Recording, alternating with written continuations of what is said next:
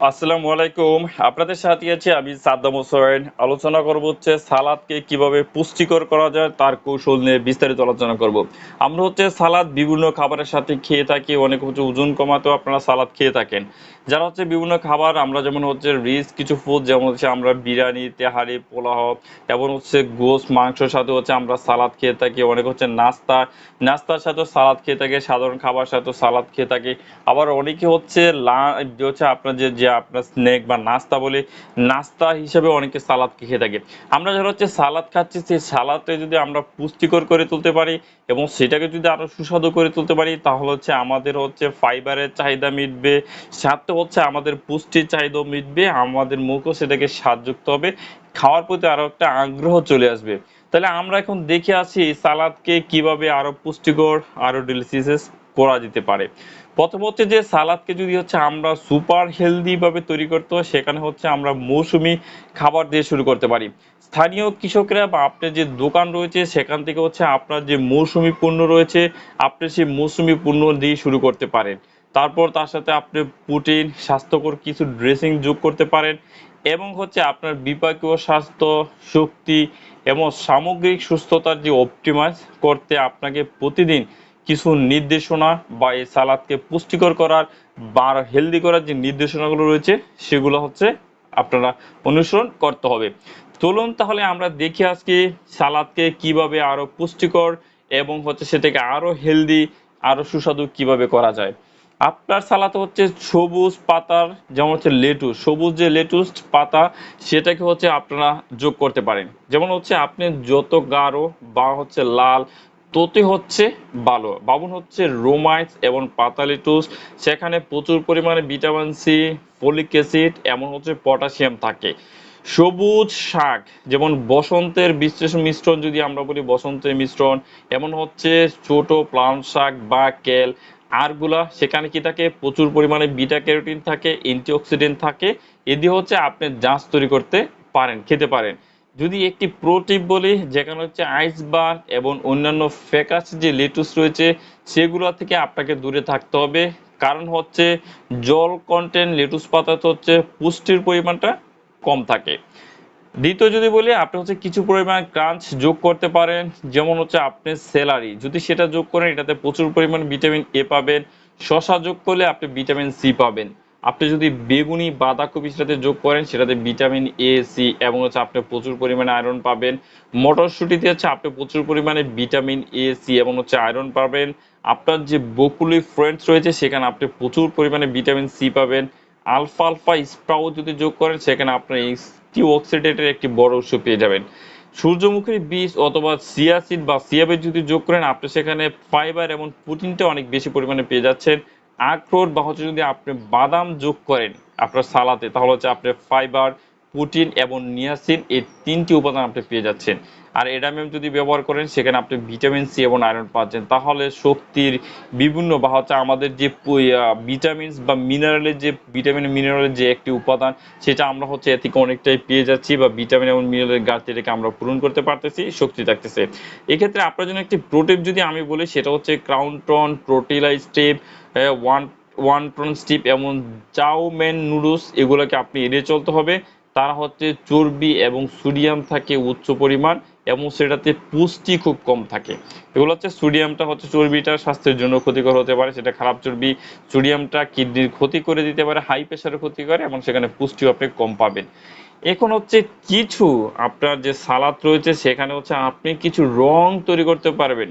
যদি কিছু রং তৈরি করেন সেখানে সেটা দেখতেও সুন্দর লাগবে, খেতেও ভালো লাগে, আপনার পুষ্টি চাহিদাটা পূরণ হবে। যেমন হচ্ছে আপনি সেখানে লাল, কমলা, হলুদ বা সবুজ মরিচ অথবা হচ্ছে আপনার যে ক্যাপসিকাম রয়েছে আপনি হচ্ছে সেই ক্যাপসিকামটা এখানে যোগ করতে পারেন। লাল, কমলা, হলুদ এবং সবুজ যে ক্যাপসিকাম রয়েছে আপনারা সেই ক্যাপসিকামটা হচ্ছে এখানে যোগ করতে পারেন। এতে আপনি কি পাবেন? ভিটামিন সি পাবেন, ভিটামিন বি1, বি2 এবং ভিটামিন বি6 পাবেন, সাথে হচ্ছে আপনি ফোলিক অ্যাসিডটা পেয়ে যাচ্ছেন। আপনি যদি লাল পেঁয়াজ যোগ করেন সেখানে ফাইবার পাবেন, ফাইটোকেমিক্যালটা আপনি পেয়ে যাচ্ছেন। যদি আপনি সাথে ডালিমের বীজ যোগ করেন তাহলে ভিটামিন এ, সি এবং হচ্ছে পাবেন, ফাইবার, পটাশিয়াম, ক্যালসিয়াম, অক্সিডেন্ট ভিটামিনের অনেকটা বেশি মাত্রায় পাচ্ছেন। টমেটো যদি যোগ করেন সেখানে ফাইবার, ভিটামিন এ, সি এবং ভিটামিন কে, পটাশিয়াম, ম্যাঙ্গানিজ পাচ্ছেন। বিজ্ঞানীরা বলে থাকে একটি কাঁচা টমেটো 4টি আপেলের চাইতেও বেশি পুষ্টিমান। তাহলে আপনারা একটা কাঁচা টমেটো খেতে পারেন। আপনি যদি অ্যাভোকাডো স্লাইসটা যদি ব্যবহার করেন 20টিরও বেশি সেখানে ভিটামিন পাবেন এবং খনিজ পাবেন, সাথে আপনার হার্টের যে স্বাস্থ্যকর চর্বি সেটা আপনার সেখানে পেয়ে যাবেন। লাল বেগুনি এবং হলুদ যে বিট রয়েছে আপনি সেটা ব্যবহার করতে পারেন, সেখানে আপনি প্রচুর পরিমাণে ফোলেট পাবেন। আপনার জন্য যদি এখানে প্রোটিন বলি সেখানে হচ্ছে সালাতের পরিবেশন প্রতি 2 টেবিল চামচের বেশি ভুট্টা বা মটর যোগ করবেন না। রুটির মধ্যে এগুলোতে স্টার্চটা বেশি থাকে, তাহলে আমরা হচ্ছে মটর আর হচ্ছে কি রুটি এগুলোতে ব্যবহার করবো না, এগুলোতে স্টার্চ বেশি থাকে। পাঁচ অফ দ্য প্রোটিন, আপনি এটার ভিতরে এক মুঠো প্রোটিন দিতে পারেন বা এক মুঠো প্রোটিন দিতে পারে, যেমন হচ্ছে আপনি কালো মটরশুঁটি, গার্বেজ মটরশুঁটি বা হচ্ছে মসুর ডাল, সেটাতে আপনি প্রচুর পরিমাণে ফাইবার পেয়ে যাচ্ছেন। চিকেন বা চর্বিহীন গরুর মাংস আপনি দিতে পারেন। সেমন বা জল প্যাক টুনা মাছ, যেটা টুনা মাছ রয়েছে, সেমন বা জল প্যাক টুনা মাছ আপনি দিতে পারেন, সেখানে ওমেগা 3 ফ্যাটি অ্যাসিডের একটি বিরাট উৎস আপনি পেয়ে যাবেন। শক্ত সিদ্ধ ডিম আপনি সেখানে দিতে পারেন।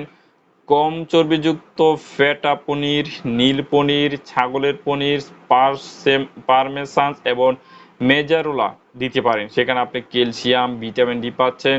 যদি টোফু যোগ করেন সেখানে হাড়ের জন্য স্বাস্থ্যকর চর্বি এবং পটাশিয়াম আপনি পেয়ে যাচ্ছেন। এখানে যদি আমি প্রোটিপ বলি সেখানে হচ্ছে সম্পূর্ণ চর্বিযুক্ত পানি, স্যাচুরেটেড ফ্যাট বেশি থাকে। অন্যান্য প্রোটিনের সাথে আপনার প্রিয় পনিরের অল্প পরিমাণে জোড়া দেওয়ার চেষ্টা করুন। আপনি প্রোটিনটা হচ্ছে খুব অল্প পরিমাণে হচ্ছে যোগ করবেন, সাথে অন্যান্য প্রোটিনের পরিমাণটা একটু বেশি দিবেন। ফল, তাজা ফল দিতে পারেন বা আপনার তাজা ফল যোগ করতে পারেন, সেখানে হচ্ছে আপেল বা নাশপাতি আপনার স্লাইস দিতে পারেন। ভিটামিন সি এবং ফ্লাভোনয়েড আপনি পেয়ে যাচ্ছেন। স্ট্রবেরি, রামবেরি, ব্লুবেরি এবং ব্ল্যাকবেরি যদি দেন আপনি ভিটামিন সি, ফাইবার, ফ্লাভোনয়েডটা পাচ্ছেন। এক্ষেত্রে যদি একটা প্রোটিপ বলি সেখানে হচ্ছে আপনি শুকনো ক্যানবেরি, ব্লুবেরি, চেরি, খেজুর এবং হচ্ছে কিশমিশ, তাজা ফলের তুলনায় চিনিটা বেশি থাকে। যারা হচ্ছে ডায়াবেটিসে আক্রান্ত হচ্ছেন বা ডায়াবেটিসের সমস্যা রয়েছেন তারা এটা থেকে একটু দূরে থাকবেন বা এই খাবারগুলোকে কম করবেন বা হচ্ছে মিক্স না করার চেষ্টা করবেন। কিছু আপনি অবশিষ্ট অংশ দিতে পারেন খাবারের সাথে। কিছু সালাতের সাথে অবশিষ্ট অংশ দিতে পারেন, যেমন ব্রাসেলেস স্প্রাউটস, সেটা ভিটামিন সি, এ এবং ভিটামিন বি6 সহ আপনি ফলিক অ্যাসিডের উৎস পাবেন। অ্যাসপারগাসটা যদি যোগ করেন আপনার সাথে ভিটামিন এ, ই এবং কে সাথে ফলেট পেয়ে যাবেন। যদি আপনি মিষ্টি আলু যোগ করতে পারেন সেখানে ভিটামিন এ এবং ভিটামিন সি পাবেন, সাথে আপনি ম্যাঙ্গানিজের একটি বিরাট উৎস পেয়ে যাচ্ছেন। এখানে যদি আমরা পজিটিভ বলি, প্রোটিভ যদি আপনাদের বলি যেখানে হচ্ছে সাদা আলুতে স্টার্চের পরিমাণটা বেশি থাকে, মানে হচ্ছে সুগারের পরিমাণটা বা কার্বোহাইড্রেটের পরিমাণটা বেশি থাকে, তাই এর পরিবর্তে আপনি এক টুকরা মিষ্টি আলু যোগ করুন। কারণ এতে হচ্ছে সুস্বাদুটা আপনার যে কাঁচার যে সুস্বাদু সেটা কাঁচা এবং গাজরের মতো খুব কুরকুরে হয়ে থাকে। তাহলে মিষ্টি আলু যদি আপনি যোগ করেন আপনি সেটা সুস্বাদুও পাবেন এবং গাজরের মতো হচ্ছে খুব কুরকুরে একটি হচ্ছে ভাব আপনি পেয়ে যাবেন, খেতেও আপনার কাছে ভালো লাগবে। 7 নম্বর আমরা বলবো যে আপনার যে আলমারির পরামর্শ, মানে আপনার আলমারিতে হচ্ছে কিছু আচার রয়েছে, আপনি সেই আচারটা যোগ করতে পারেন। যেমন কালো বা গ্রিক জলপাইয়ের যে আচার যদি আপনার ঘরে থাকে আপনি সেটাকে যোগ করতে পারেন। এটা হচ্ছে এই আপনার আচারটা আপনার আলমারিতে থাকে সেটা আপনি যোগ করতে পারবেন। এখানে আপনি ভিটামিন ই এবং স্বাস্থ্যকর চর্বিটা পাচ্ছেন। আর্টিকুক হার্ট যদি ব্যবহার করেন আপনি ফাইবার পাবেন, ভিটামিন সি এবং ফলিক অ্যাসিড আপনি পেয়ে যাচ্ছেন। যদি কলামরিচ আপনি ব্যবহার করেন সেখানে হচ্ছে আপনি ভিটামিন সি পাচ্ছেন। খেজুরের হাড় যদি ব্যবহার করেন আপনি হচ্ছে সেখানে পটাশিয়াম পাচ্ছেন। আপনার আলমারিতে খেজুর রয়েছে আপনি সেখানে দিতে পারেন, পটাশিয়াম পেয়ে যাবেন। আপনার আলমারিতে মাশরুম রেখেছেন সেটা মাশরুম দিতে পারেন, আপনি ভিটামিন এ, বি এবং ভিটামিন ডি এর একটি বিরাট উৎস আপনি পেয়ে যাচ্ছেন।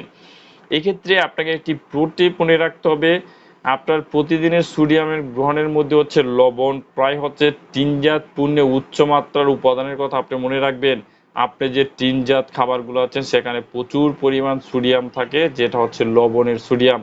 তাহলে সেক্ষেত্রে আপনাকে সতর্কতা অবলম্বন করতে হবে এবং আপনি কম লবণ দিয়ে তৈরি আপনি ঘরে যে আচারগুলো সেগুলো হচ্ছে আপনি ব্যবহার করতে পারেন। বিজ্ঞতার সাথে আপনি একটি পোশাকের কথা যদি আমরা বলি, আমরা পোশাক পরিবর্তন করি তাহলে হচ্ছে আপনার সালাদে একটি পোশাক পরাতে পারেন, মানে বিভিন্ন ধরনের আপনি রস সেটার উপরে আপনি ছেড়ে দিতে পারেন। যদি আপনি লেবুর রস দেন সেটাকে ভিটামিন সি এবং ফলেটটা পাচ্ছেন। চুনের রস যদি আপনি দিয়ে থাকেন সেটা হচ্ছে ভিটামিন সি, পটাশিয়ামটা আপনি পেয়ে যাচ্ছেন। রেড ওয়াইন বা হচ্ছে বেল সাময়িক ভিনেগার যদি আপনি দিতে পারেন, সে অথবা হচ্ছে জলপাই তেল যদি আপনি দেন, সেখানে আপনার হাড়ের যে স্বাস্থ্যকর চর্বি আপনি সেটা পেয়ে যাচ্ছেন।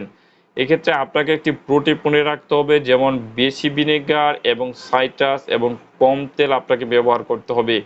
উচ্চ ক্যালোরি, উচ্চ চর্বিযুক্ত রান্স, থাইজেন আইল্যান্ড এবং ফ্রেঞ্চ ড্রেসিং থেকে আপনাকে এড়িয়ে চলতে হবে।